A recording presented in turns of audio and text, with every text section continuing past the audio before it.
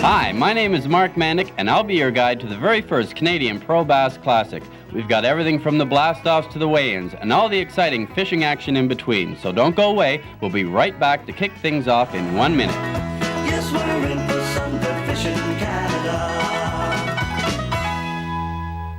Welcome to Fishing Canada's exclusive coverage of the 1986 Canadian Pro Bass Classic. All right, here we are, day 2, Pro Bass Classic. Gloves, vest, I got 2 pairs of pants on, 3 sweaters. That shows you how cold it is. It's about 60 degrees out here. And the 40 top anglers in Ontario are here competing in day 2 of the Pro Bass Classic. We've been fortunate enough to find our leader from yesterday, Colin Stass, fishing over to our left as he worked some lily pads with spinner baits. His partner at the rear of the boat is working flats just to the outside of the lily pads in hopes to bringing up some fish. What just happened? Colin just threw in his spinner bait. He had a strike from a fish, but it was a very short strike. The fish just came up and touched the lure. What Colin did immediately was he reeled the lure in, threw down his rod, picked up a worm rod, and came back with a worm. What you go from is from a very quick presentation to a slow presentation. The fish right now is upset because he missed his dinner. You throw something back for him that's a little easier than he had before, he might just take it.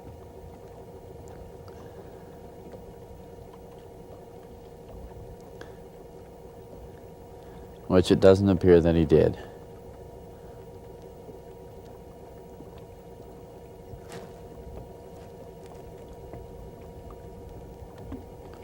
Oh, there's a fish. Oh, all right. The man at the back of the boat has a fish. Now there's a good partner as well. Picks up the net right away. Pick up the fish and it's in the boat. All right, a keeper. That looks like a nice fish. From here I would say 2.5, 3 pounds. And again, that gentleman caught that fish on a buzzbait, the bait that seemed so popular yesterday in yesterday's tournament as well, as far as catching some of the bigger fish. Buzzbaits, a very common lure used in the tournament circuit, and especially for bass fishing. What a buzzbait is, it's a lure that it's actually a top water lure. It's used around lily pads, pencil reeds, and on extremely calm surfaces. What the buzzbait is supposed to be is an escaping frog. A frog that is actually panicking and trying to get out of the way of a fish. When another fish picks up on this, he instantly attacks this frog that he feels is in a panic situation. We're going to make a few casts and show you exactly how a buzzbait does work on the surface. Okay, we're going to cast first. What I usually do is cast to either side of the lily pads. If there are fish holding on the edges, you might draw them out to grab that lure. You really have to work areas like this really hard. What you see here is we have 2 types of weeds. We have pencil reeds, we have lily pads, which is a transition period. It means that there are 2 types of weeds in there, and that tends to attract a lot of fish and a lot of big fish. Another thing about a buzzbait is it is a big fish lure. As you can see, we're working every square inch of that lily pad patch. Just keep it coming over the top. The noise is going to attract the fish. If there's something down there, and if he's aggressive, he'll come up, he'll grab it. Before we get back to the action on Lake Scugog and day 2 of the Canadian Pro Bass Classic, let's take a look at our leaderboard from day 1. In 5th, weighing in only 3 fish with a total weight of 11.15 pounds was Reno Viola. Reno also came in with the big fish of the day at 6.87 pounds. In 4th place, Hank Gibson, 5 fish, 11.58 pounds. Holding down 3rd place, Les Zachney, 5 fish, 11.68 pounds. And in 2nd place, Hector Peach, 5 fish, 11.92 pounds. And our leader after day 1 of the 1986 Canadian Pro Bass Classic from Blenheim, Ontario is Colin Stass. Colin Stass now on the scale. 5 fish. Colin weighed in a total of 5 fish for 13.62 pounds, and he takes a 1.7 pound lead into day 2. We spoke to Colin after the first day's weigh-in. How'd you catch these fish? Well, we were working really shallow, working the slop, spoons, plastic worms, and that's about it. Just covered a lot of water, kept moving. My partner here caught a lot of fish, and I caught a lot of fish. Did you find that the fish were hitting earlier on in the day, later on in the day? Early in the morning, I caught my best fish. In the first hour, I had 4 keepers in the boat. And then this afternoon, I picked up a couple of stragglers. Well, good luck. Good luck tomorrow. You're in a position to take this all away. Just behind me is Hank Gibson and Rick Taylor. They're competing today in the Pro Bass Classic Day 2. To my right is Colin Stass and Dan Crawford. They're trying to fish 2 different structures. Hank Gibson was working the outer structure of the lake, while Colin Stass is working the inner edge and the outer lily pads. What we're watching now is Hank and Rick moving closer into those lily pads, even to an extent that they're cutting off Colin and his partner Dan Crawford.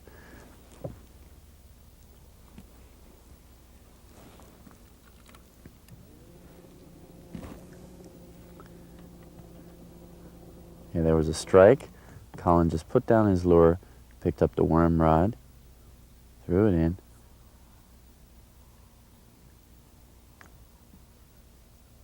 Waiting for a tap, tap. As soon as he gets that tap, tap, reels down and sets the hook. Obviously the fish did not take the lure. He goes back with it again, drops it in.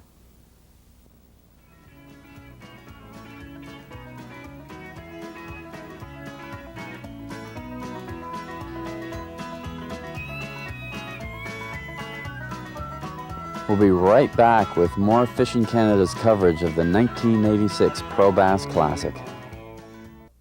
Welcome back to Fishing Canada's exclusive coverage of the 1986 Canadian Pro Bass Classic. This whole aspect of bass tournaments moving into Canada, I found fascinating. To watch these fishermen in action, they're so good. They can go out there and catch fish when nobody else can. And yet, a lot of people put down these professional tournaments because they don't know what they're about. They say that they're hard on the fish. And yet they're the ones that the kids admire. So I think they are promoting catch and release like nobody else can. And of course, the tournaments themselves are just the most exciting thing you can see you'd ever see with when the bass boats take off, blast off, and those rooster tails hanging in the air there for about 20 feet behind the boats. It's very, very exciting. I find it fascinating, the whole thing. We talked earlier about having so many rods in the boat in order to be ready when a situation does arise that you need another rod immediately. There's no time wasted here. Every second is precious.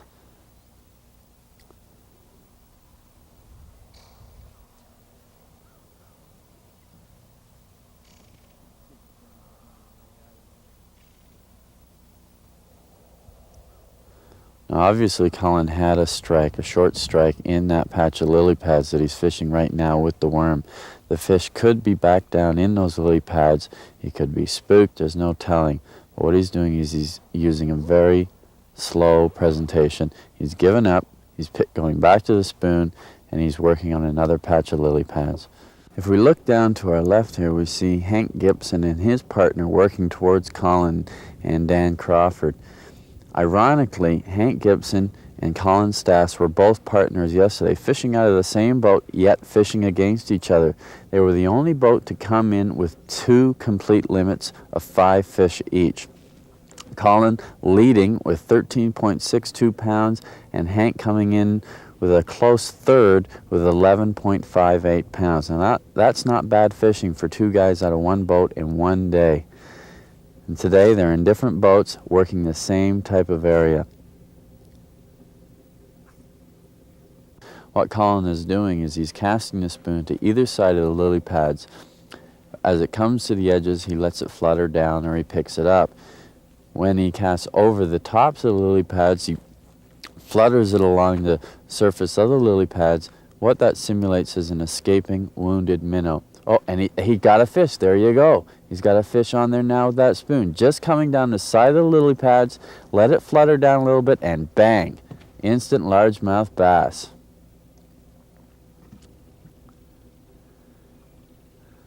Now all the fish today have to be 12 inches or longer in order to qualify. That fish does look like a keeper, and into the live well it goes. Once again, Colin is leading for the day, and he just measured the fish quickly into the live well, and he's going to get back up there and keep on fishing. That's winning for him, folks, and if Colin can hold it out and come in with 5 big fish today, he can walk away with everything.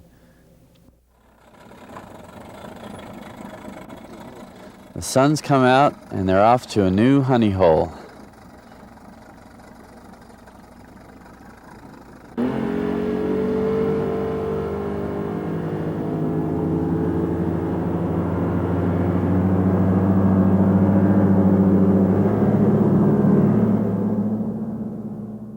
We've just made another stop. We've pulled up here, and just behind us is Wayne Azumi and Steve Hanks. If you can remember, yesterday Wayne came in with 3 fish, one weighing over 5 pounds. That put him in the 6th spot. Puts him into contention to win it today. It's warmed up a little bit, a lot more than it had been about an hour ago. What that means is the water temperature is going to creep up a few degrees on the surface. That could turn the fish on. That could make a big difference. A lot of people might have established patterns first thing in the morning. What they're going to have to do now is adjust those patterns to see exactly what those fish are going to be striking on. We'll go over to Wayne and Steve and see how they're working this bank. What they're doing is they're flipping this bank of reeds. Now you're probably looking at it and you're saying, well, all that is reeds on some solid ground. That's totally incorrect. What you see there is floating bog. Right under those reeds is undercut banks. Under those banks are fish, big fish, and the flipping technique has been proven to catch big fish. We spoke to Wayne Azumi after yesterday's weigh-in and asked him how he caught his biggest fish of the day. Well, I caught it on a spoon in very shallow water, probably about 8 inches, and it was in with 2 pike, big pike, and the bass was right in the middle. And the pike were probably only about 3 or 4 feet on either side of it. So it was an unusual fish, but there was a lot of fish out there, but incredible cold front conditions, a lot of hits and a lot of short hits. In fact, I had about three bass come up and either hit a spoon or a worm or some other bait, and you'd see their dorsal fin, they'd hit it with their mouth closed. Now you're telling me you saw that fish actually sitting there before you cast that spoon? No, I caught a pike, then caught the bass, and then caught another pike in the same spot. All right, well, how confident do you feel about tomorrow? Well, I've been fairly fortunate on Scugog. Won several tournaments there and ended up second, and know more about the walleye than the bass, but it should be good. Should be really good. What do you say we start up the big motor and go see if we can find some of these fishermen out here and just see how well they're doing?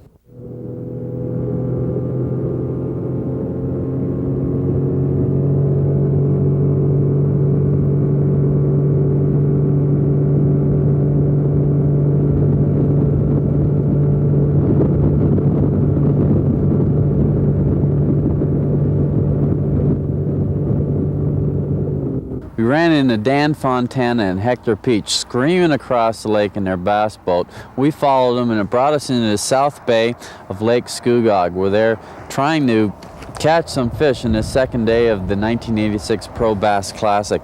Let's watch Dan and Hector and see what kind of fishing technique they're using to try and get some fish into their boat. Now, if you remember, we interviewed Hector yesterday. Hector is in second place coming into today. The question that's on everybody's tongue here is, how'd you catch the fish? Well, we went down, we didn't know where we were going. We didn't fish this lake before, myself and my partner Mike. So we just head down to the bottom end of the lake and we start looking for a pattern. And we worked a side of the lake that had some arrowhead and in about 2-3 foot of water. And the bass were holding in there, but they were spaced out, and we worked hard all day. I came up with a limit, and my partner, he only got 2. It's too bad, but that's the way it goes. We'll be right back with more coverage of the 1986 Canadian Pro Bass Classic. Welcome back to Fishing Canada's exclusive coverage of the 1986 Canadian Pro Bass Classic. An important thing to remember about the Pro Bass Tournament Series is that they are all live release tournaments. As a matter of fact, out of the over 8,000 bass weighed in during the 1986 season, only one fish was not successfully released live. Think about it. 1 out of 8,000 didn't make it. That's an incredible success rate. Things are getting tense out here. We got an hour left till weigh-in. All the fishermen are still out, and they're trying to catch a limit of 5 fish each. We've been talking to some of the fishermen. They're having a real tough time out here. The water temperature, 64 degrees out here, 60 degrees in the main lake. That means major cold front, major turnover, and the fish they're just shut right down. We're in a honey hole here. To prove that, we've got Colin Stass here, Dan Crawford, Reno Viola, Gary Vaughn, Steve Clapper, and Dennis Leeson. A lot of the leaders from yesterday. Let's watch Reno and see how he's making out today. The technique that they're using is flipping. Seems everywhere we go, all these fishermen are flipping. They're not using worms here, however. They're using the ever-popular pig and jig. And remember, these guys have 20 to 25 pound test line on those rods to make sure when they do hook a fish in this heavy cover, they can get them out. Hopefully that'll be the winning form for Reno today.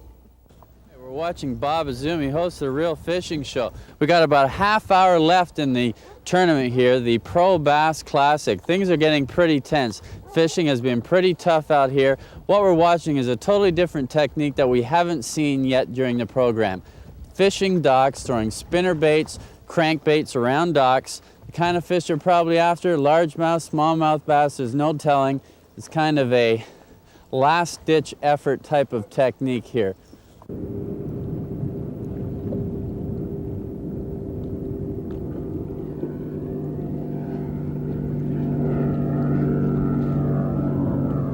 All right, what you're watching here, the boat's getting back. They're coming back to the weigh-in with minutes to spare. These guys don't waste any time. They're out there, they want to take advantage of every minute on the water. They want to catch as many fish, spend as many hours on the water, and back into the weigh-in with minutes to spare. All right, so what do you say we head in, catch the conclusion of this tournament, and just see who's going to win 1986's Pro Bass Classic. Total of 5 fish. He has his limit. With the big fish of the day, Andy Clements finished 6th with a 2-day total weight of 19.26 pounds. Andy Clements. Bruce Leeson took 5th spot with a 2-day tournament total of 19.64 pounds. 19.25. As the fishermen were bringing in substantially larger catches than day 1, Colin Stass, yesterday's leader, waits nervously in his boat, knowing that he only has 4 fish in his live well. Next on the weigh scales is Wayne Azumi, who ended up 4th in the tournament with a total weight of 20.08 pounds. You're done, eh? 4 fish. Number 43. Colin has 4 fish. Dan, is it? And finally, the wait is over for Colin Stass as he weighs in his 4 fish for a total 2-day weight of 22.12 pounds, and that puts Colin back in the first Ladies and place. gentlemen, Colin Stass is your new leader now. For both days fishing, give him a nice hand. Colin, turn around here. Say a few words to our audience, please. What can I say? I went out and fished my heart out, caught a few fish, lost a couple of good ones, and right now I don't know what if I'm up there or not. I think my friend that I fished with yesterday, Hank Gibson, he's got a limit, and I wish him the best But of luck. Hank Gibson just misses and comes in with a 2-day total weight of 20.92 pounds. So it's up to Steve Payne. Steve is the only angler left to threaten Colin's victory. All he needs for a $10,000 paycheck is 15.45 pounds. 14.28. 14.28. Give him a nice hand. Close, but not close enough. Even closer was his second place margin over Hank Gibson of 3/100ths of a pound. We spoke to Steve and his partner, He's got a secret 4th place weapon, and he finisher makes it Wayne himself, Azumi. and it really worked well, and that's why he got the fish. We were on banks that 4 boats had gone across, and we were probably about the 5th one to gone, and I knew that from fishing a lot of turns you had to have a subtle approach, so I had a very small worm, 4-inch worm, and I was getting very small fish. Where Steve, with his homemade weapon, would cast out there and aggravate these large fish that had probably seen maybe a dozen lures. And bang, they'd hit it, and they'd hit it very, very aggressively. His smallest fish was larger than my largest. Colin, before you weighed your fish in, did you think you won? No. I only weighed in 4 fish today. I missed 3 fish, and I thought it was really going to hurt me. I didn't think I had a chance. Okay, you came in with 22.12 pounds. I think it's about 2 pounds further ahead than anybody else. That's as much as you let it yesterday. What were you doing to catch the fish? Today we were just working shallow, working the lily pads and the slop, fishing plastic worms and weedless spoons. All right, we actually saw you out there today. We had you on film catching a fish with a silver spoon. Did you use that lure most of the time? Yes, I did. And anytime I got a boil where the fish would miss it, I'd follow up with a plastic worm and try to catch one. I actually only caught 1 fish that way. My partner followed up. I missed a fish. He followed up with a buzzbait and caught it. And it was a good fish, about 2.5 pounds. We saw that one on film, too. Everybody always remembers the first, and everybody's always going to remember Colin Stass won the first ever Pro Bass Classic. Congratulations. Thanks very much. Our congratulations and thanks goes to all the qualifying anglers and to Colin Stass, the 1986 Canadian Pro Bass Classic champion. Come along to our cabin in the wild, 'cause we're in for some good fishing. Fishing Canada would like to dedicate our coverage of the 1986 Canadian Pro Bass Classic to the memory of Dave Kleinfeld, who was instrumental in establishing the Pro Bass series, a good fishing friend to all whose presence will be missed.